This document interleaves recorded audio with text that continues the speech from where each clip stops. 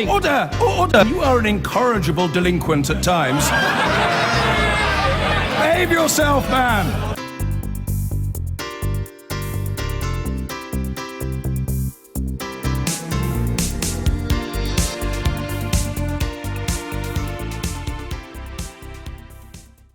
Now, ask any disabled person about public transport and you're virtually guaranteed to hear a horror story.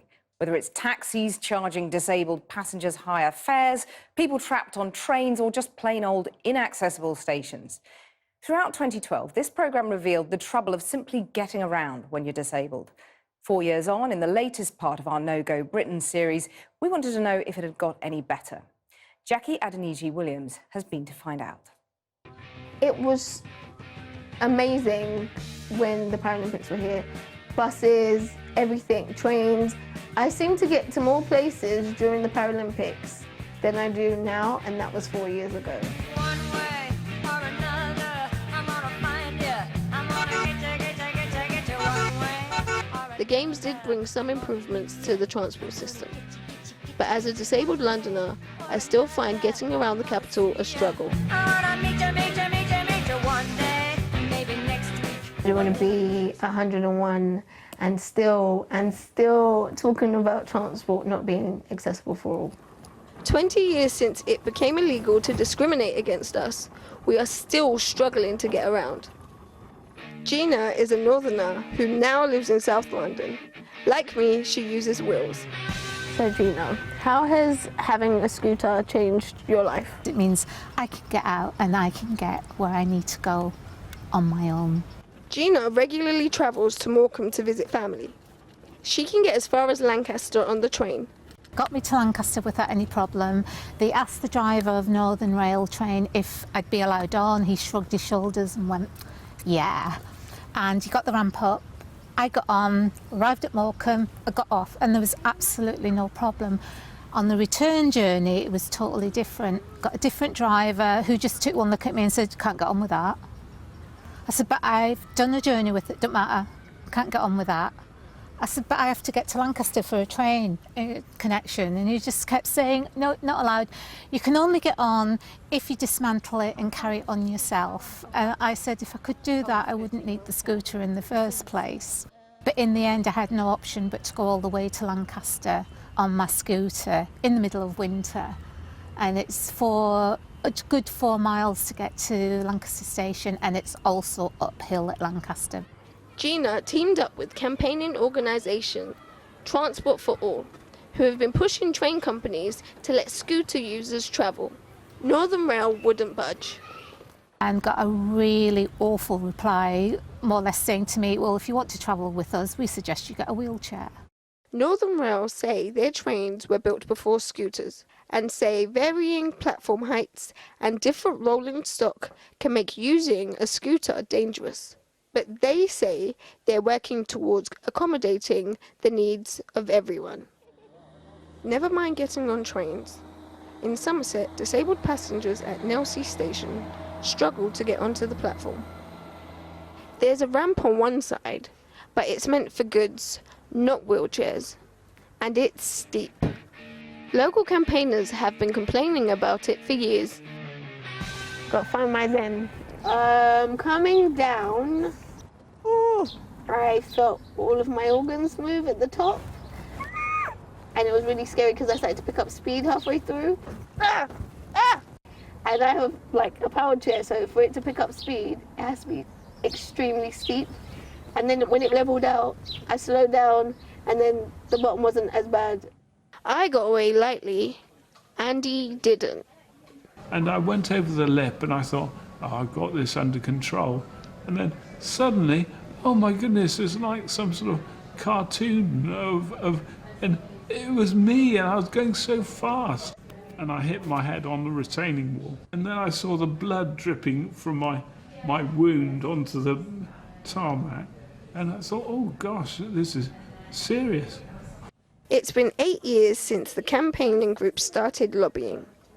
Sadly, 3 of the originals have died. They've been telling me the project's shovel ready since 2014, which is their term for just waiting for the contractors to start.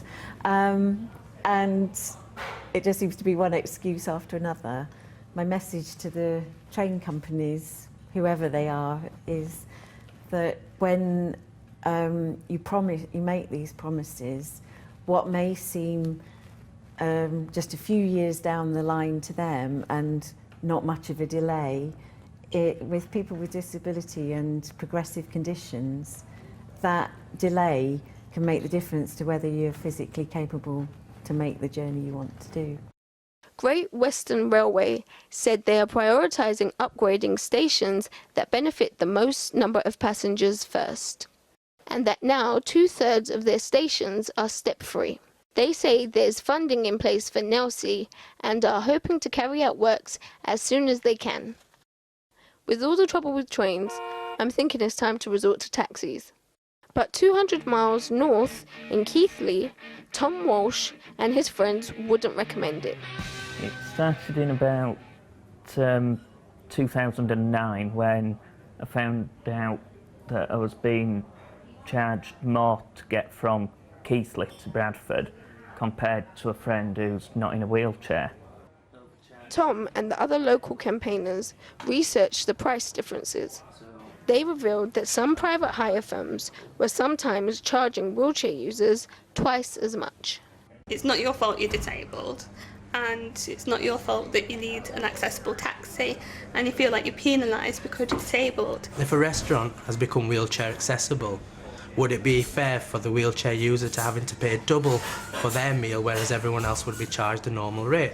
I check out the public transport first, and if there isn't any good public transport, I'll either not go or I might have to cut my trip short. There are places that you can't get to by bus because the pavements aren't accessible. It really makes me mad the way they treat people, and I won't have it. I'm very strict on that. I don't have any nonsense from any drivers, because I don't see why they should treat us like that. We're only human, we're disabled, but we're human. And it's not right. Like my newfound friends in Keighley, I'm fed up of relying on others to get me where I need to be. So I'm going solo. In a few weeks, I'm going to start learning how to drive. And I hope public transport will be taking lessons too in making travel better for disabled people. Well, with me now is the former England rugby player Alistair Hignell and Jackie Adeniji-Williams, the reporter who made tonight's film. Joining us from Leeds is Stuart Hastings, who's chairman of Keighley Private Hire Association. We did ask the Rail Delivery Group, which represents train companies and Network Rail, as well as several individual train operators, for an interview, but nobody was available. Stuart Hastings, let's start with you. Can you give me your absolute guarantee that wheelchair users will not be charged more? Well, what I can say, I chair the Keighley Private Hire Association, and my firm is one of the larger wheelchair accessible vehicle providers. We do something like 15,000 wheelchair jobs a week on contract for local government agencies. We do, I think, I checked yesterday because I knew this was happening, an average of between 8 and 10 private wheelchairs, and we've done all that without complaint. Yes, but can you guarantee me that wheelchair users are not charged more, or do all those people who use your cars, as you've just described, do they get charged more than able-bodied users? No, they get charged the same. And I can guarantee that. You can guarantee that? Yeah, what the big problem, or what seems to be the problem, that everybody put 50% on the charge. We do it different, and what we do the same as a Hackney carriage. We do it on a basic, whatever the first mile is, whatever the second mile is, leave 5 minutes where it's, you know, for them to get in and out of the vehicle. If it goes over that, we charge a waiting time. Right, so you are charging more if it's taking longer for disabled people to get into your cars? We're charging more if it takes anybody to get into the car, yeah. But that's not really fair on disabled users, is it? I mean, obviously they're going to take longer to get into a car, aren't they? Well, I can give you an extreme example, is that I won't go through the whole job, but we did a job some time ago, and it took 1 hour and 5 minutes to do a 4-mile journey, and the price was, the fare was £6.50. Now, if that had been a a job in a normal car, it would have taken 15 minutes probably, and the price would have been £6.50. Well, Jackie Adeniji-Williams, let me put that to you then. If taxi drivers are saying that it's taking longer to transport a wheelchair user, who should pay for that? It doesn't take longer. I've used lots of different taxi services and firms, and I don't remember any extra time being added on. Even going out with friends or speaking to people, as we've seen in the film, it doesn't take any longer than anybody else. So why should I, or anybody with a disability, be charged extra for the same service? Well, Alistair Hignell, do you agree with that? Well, I think one of the bigger problems, actually, that hasn't been mentioned is the fact that the gentleman mentioned that a lot of taxis are under contract hire. When you're a disabled person in a town like Keighley or wherever else, and you book a taxi, they'll take your booking, but they won't guarantee you get the taxi. If you're a non-disabled person, you make a booking, you get the taxi, it should turn up. This has happened to me many times, because they have these contracts with the schools or the local authorities or whatever, and so when you phone up the next morning and say, actually, I'm just about to miss a train because my taxi hasn't shown up, they say, oh yes, well, we needed the taxis for the school run. You'll have to accept that. Let me put that direct to Stuart Hastings. Do you accept that that's a problem? If somebody rings my firm and asks for a taxi, if there's one available, they'll get the taxi. If there's one not available, obviously we can't give the taxi. And again, there's prime times for wheelchair vehicles, which is correct, school times, hospital times, but they won't take a booking for that. If they're dealing with somebody that takes a booking, then they're dealing with the wrong firm. Let me come to you now, on Alistair Hignell, on the... well, let's get you to respond to that for a start. There must be a lot of wrong firms out there. Well, can I break in there? There is a lot of bad firms, and it's a case of finding a good one. Well, why should wheelchair users have to shop around any more than the rest of us? Well, it's like anything else. You can get a good taxi firm, and a good taxi firm will create a good driver. A bad taxi firm will create a bad driver. That's unfortunately the name of the game. And it's a case of you finding somebody that's willing and able to do what you require. But they take the booking and then don't turn up, so that's not... Well, that's your experience. It certainly won't be the experience I've never heard that experience. And whilst we have probably 8 to 10 regular people that use our firm, that are cash people, that are not under contract, without complaint. OK, let me park the taxis, as it were, and come on to trains, because, Alistair, you've had some terrible experiences on trains, haven't you, as people in the film did as well? Yeah, I mean, just most recently I booked assistance to get me from Brighton, where I live, to St Pancras, from which I was going to go to a very important meeting. The person at Brighton, I heard them phone through to St Pancras saying, got Mr Hignell on board, he's going to be in such and such a carriage. When we got to St Pancras, there was no sign of a ramp. The driver overrode my request to keep the doors open and took me on to the next station. I missed the meeting, very important meeting, and can't get it back. Incredibly frustrating. I mean, what do you say when you hear the train companies, for example, the Rail Delivery Group, which represents train companies and Network Rail, they said to us, rail services are now far more accessible than ever before?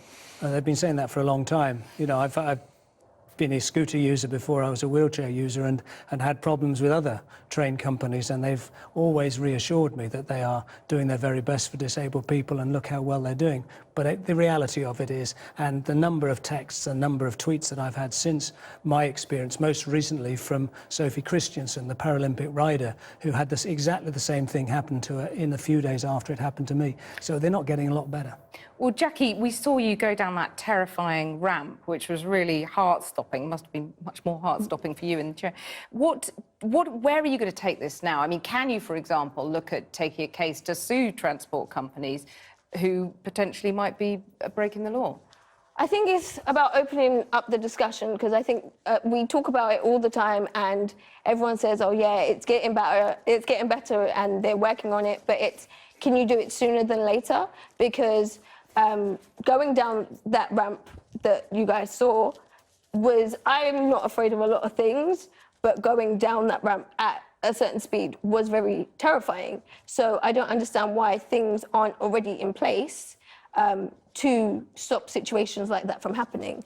And it needs to happen now. Like, there's no other excuse.